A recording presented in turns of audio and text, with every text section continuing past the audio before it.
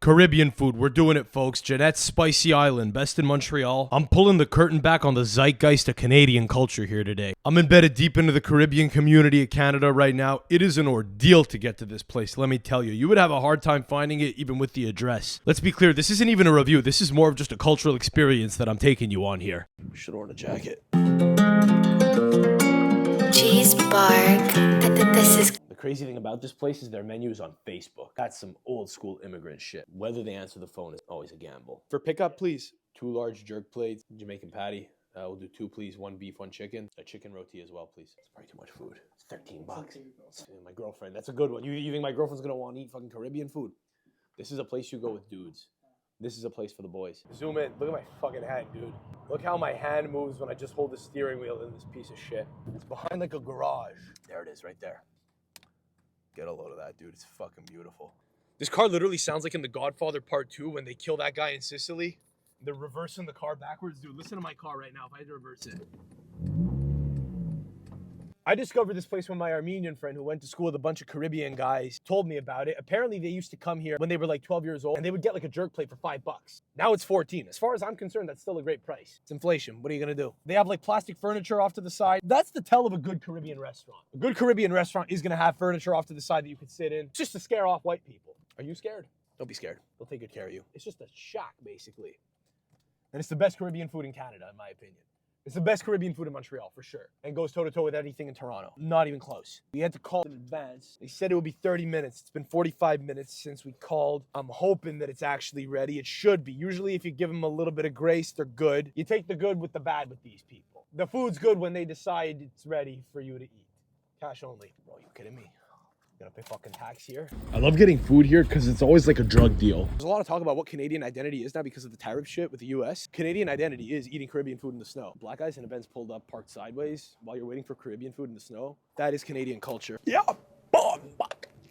It's the 2 jerks, the roti, and the patties. Okay, give me 1 second. Yes, thank you, sir. Dude, we can't eat this in the car.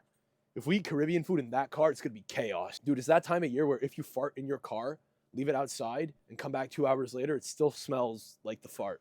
It's just preserved perfectly. The thing about a Caribbean spot is you want it to be as authentic as possible. So you want it to be as decrepit as possible. You want it to be falling apart like the Caribbean. And I mean that with all due respect. I mean, look at this place. Look at that fucking chair, dude. We're gonna eat jerk chicken and roti on that chair. Thank you, boss. How old are you? How old am I? Yeah. 27. I like your style. Oh, thank you. Glasses and everything. Thank you. Are I appreciate it. You as well, my man. Thank you. Cheers. Thank you. Pat's in Toronto was what I thought. I was led to believe that Pat's was the best Jamaican food in all of Toronto. It's closed now. I went there once a couple years ago, like right before they closed, a few months before. They had Pierre Trudeau on the wall. And Trump was getting impeached. Trump was getting impeached on TV. And the guy kissed his teeth. He went, "You believe this clown, yeah." And I was like, well, listen, there's... the political spectrum's broad. It would make so much more sense to eat this in the car. You understand, like, the smell's gonna stay there forever. Dude, we're gonna have to drop this in the trunk of the car like a bomb. That's a jerk plate right there, dude. Just all chicken. Just all chicken. Fucking still piping hot. It's a takeout place. We're gonna take it in the car, and we're gonna take it out. I literally don't think this car could take any more trauma. We're gonna drop it in the trunk and hope for the best. One thing I will say about filming this video is I was worried about where I was gonna eat the food. But we gotta show the full experience, and the full experience is taking it out and getting the fuck out. Now, if this is the summer, you could go, you can go to the water nearby. We're in Amma Bay. What do you know about Amma Bay? What I heard about Amma Bay once, my friend who went to school near here told me that apparently one guy owns all the buildings in Amma Bay. And every week, he drives around in a Mercedes S-Class and he picks up everyone's rent. Comes around and he collects his checks. One guy owns all the property in Amma Bay is what I was told. I don't know if that's true. I'm going to be honest, it looked and smelled really good. So to not eat it there on the spot was tough. But this is the Jeanette's experience, is you go in your car, take it back to somewhere else in your car. If you're not on foot, you take it in your car and go. It's takeout. We could have eaten it in the car. It's almost that good. But dude, this car is in such a dire state right now. If we eat in this car, it's gonna be a nightmare. Did you hear that sound my car was making before? The odds that I take a bite into the food and say anything that isn't remotely positive is basically zero. I will say, I like Pat's. The food was good. The guy who served it to me, Pat, was a good dude. Not to speak ill of the dead restaurant, but he did have he did have Pierre Trudeau up on the wall. And, Tony Bourdain is shaking in his boots right now. I'm getting political talking about a restaurant. But listen, I don't know. Annette Lucas said he fucked her when she was a kid, so I don't know, believe all women. Vila, do you believe all women? I don't know about you, bro, but I believe all women. So it's an allegation, but I believe all women. So whatever. No politics here. No politics here. And the guy said, what did he say? He asked me how old I was. How old I was. And he said, I like your style. I like your sunglasses. I'm wearing pajama pants right now. Like, that's part of the experience of going to a place like this. When you go to Jeanette's, you gotta go in like boots, pajama pants, sweaty after the gym. The guy said I look good. Gave me knuckle. And I get it. Calling it a restaurant is a bit of I'm gonna stop myself there. It is a restaurant. It's a fine establishment. I will take that food over Salt-Based restaurant any day. Dude, I went to Salt-Based restaurant in Mykonos, and I remember coming back here a week later and being like, thank God, what a breath of culinary fresh air this eating experience was at Jeanette's. Did you see how much chicken there was? Yeah. Bro, it was like 8 pieces. For 16 bucks? I think it's like closed Monday, Tuesday, Wednesday. Like, who's closed Wednesday? They open 4 days a week. They're open part-time.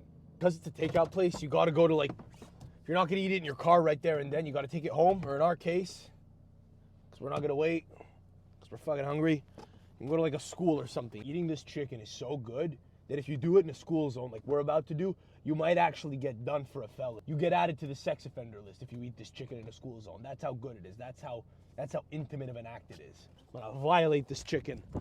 Oh, dude, the snow is deep. All right, this is the most Canadian thing you could do in 2025.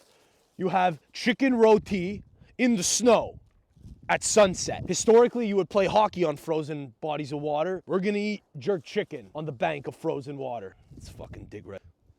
Get a plantain first. Nice crunch. Dude, I just heard someone take a slap shot. Did you catch that? Yeah. There's an outdoor rink right there. I heard someone take a slap shot while I crunched into the plantain. That was incredible. It's poetry, man. No politics at this place, man. No Pierre Trudeau. I don't mean to get political, but I don't mean to get political, but Annette Lucas did say he fucked her. So it's like the third time I've said it. I'm gonna keep hammering it home. The best Caribbean place in all of Canada, allegedly, had Pierre Trudeau on the wall. This one doesn't even have walls. It's fucking bomb. The rice is gooey. Rice is gooey, rice is rich, not too salty. Chicken itself, it's like falling apart. It's falling apart, nice char. Dude.